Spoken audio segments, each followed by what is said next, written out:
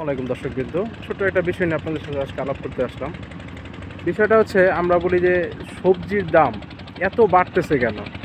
Syndicate একটা মূল বিষয়, কিন্তু সিন্ডিকেটের বাইরে একটা বড় বিষয় কি দেখবেন, এই যে আমার পিছনে দেখাই ভালোভাবে, এই যে আশেপাশে বিস্তীর্ণ চর দেখতেছেন, নদীর ওই পার, এটা ব্রহ্মপুত্র নদ, এই যে এই পার, এখানে যা চাষ দেখতেছেন, দেখেন এই দূর পর্যন্ত যা দেখা যাইতেছে সকল কিছুই ছিল টমেটোর আবাদ। মানে জামালপুর সম্ভবত ওই সময় হাইস্ট টমেটো সেল দিত বাংলাদেশে।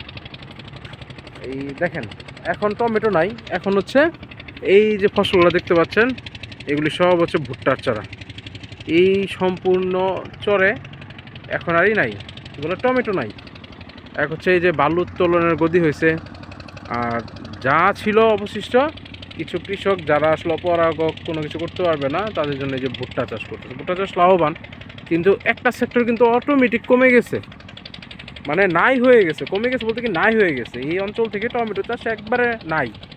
কি করতেছে, কেউ জমি জমা বিক্রি করে হয় অটো চালাচ্ছে, আর যারা এখন আসলে অন্য কিছু করতে পারবে না বা করতে চাচ্ছে না, তাদের যেরকম এই পারেও ভুট্টা, ওই পারেও ভুট্টা। হ্যাঁ, কিছু জায়গা হয়তো একটা দুটা ক্ষেত আছে টমেটো, যেটা আসলে আমাদের শরীফপুর বাজারেই শেষ হয়ে যায়।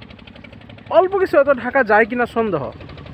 তাহলে জিনিসের দাম বাড়বে না কেন? তো ওই সিন্ডিকেট না করে কৃষকদের দিকেও মানুষকে তাকাইতে হবে, কৃষকের সুযোগ সুবিধাটা দেখতে হবে, যে কেন তারা এই জিনিসটা ছাড়তেছে। মানে কি বললাম, ব্রেনটা একটু অন্যদিকেও খাটাইতে হবে রে ভাই। কারণ শুধু একটা একটা মুখে কলপ নিয়ে বাঁচলে হবে না। ধরেন যুদ্ধ লাগলো, দেশে ঝামেলা হইলো, বর্ডার বন্ধ, আনবেন কোথা থেকে আপনারা? ওই তো আমদানির উপরে রপ্তানি করতে হবে, সরি ওই আমদানির উপর নির্ভরশীল হতে হবে। তো একটু নির্ভরশীলতা কমানোর চিন্তা করতে হবে। খুদা হাফেজ।